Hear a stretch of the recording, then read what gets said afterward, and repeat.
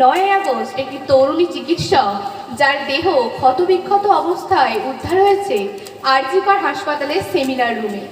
সে আত্মহত্যা করেছে নাকি অন্য কিছু? প্রশ্ন জাগছে জনগণে। ৮ই আগস্ট রাত্রে মেয়েটা করে ৩৬ ঘন্টা ডিউটি, বিশ্রাম নিয়েছিল সেমিনার রুমে একটুখানি।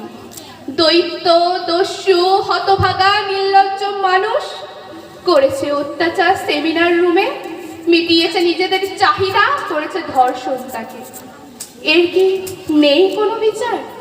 তাহলে কেমন এই দেশের নিয়ম আচার? হায় রে মানুষ, নিজেদের চাহিদার বসে মেয়েটার দেহের উপর করলি অত্যাচার লোভে।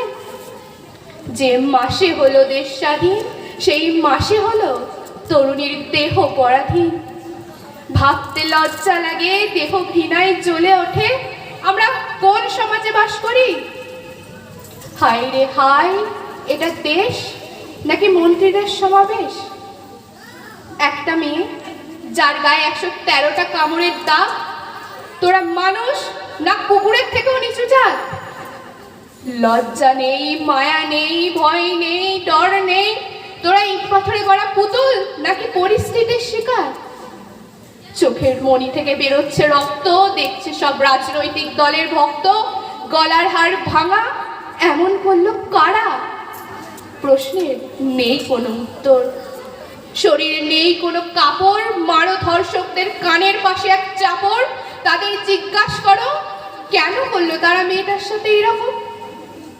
মেয়েটার শেষ নিঃশ্বাস ত্যাগের পরক্ষণেও তার মায়াবী মুখখানা যেন বলছিল, আমার যে অনেক স্বপ্ন ছিল। হে খোদা, তুমি তো সব পারো। একবার কি পারতে না মেয়েটার বাকশক্তি ফিরিয়ে দিতে? তাহলে তো দোষীরা শাস্তি পেত, মেয়েটার শেষটা তো আরো সুন্দর হতো। আজও অনেক মানুষ নির্বাক। একবার ভাবো তো, যদি তোমার বাড়ির মেয়ের সাথে এই ঘটনা হতো, তুমি প্রতিবাদ করতে না? আজ একটি তিলোত্তমার হয়েছে, কাল তোমার বাড়ির তিলোত্তমার হবে। গর্জে ওঠো, অধিকার ছিনিয়ে নাও। আমরা কিচ্ছু চাই না, আমরা শুধু বিচার চাই, আর সমাজে নারীদের একটু স্বাধীনতা চাই। নমস্কার।